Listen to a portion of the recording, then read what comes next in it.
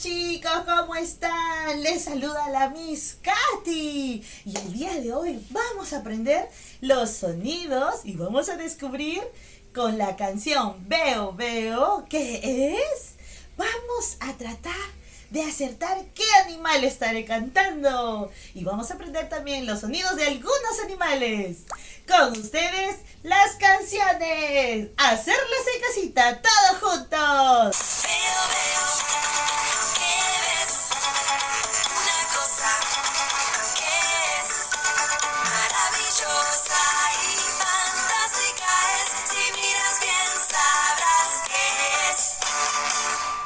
Es muy cariñoso y le gusta jugar. Mueve la colita y siempre hace. ¿Quién es? ¡El perro! Veo, veo, ¿qué ves?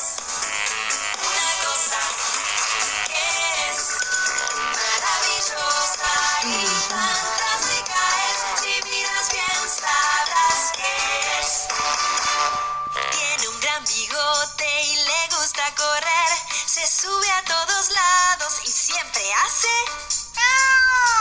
¿Quién es? ¡El gato!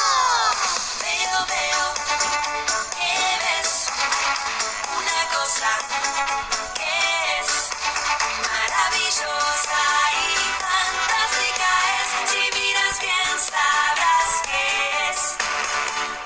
Tiene mucha fuerza y le gusta trotar.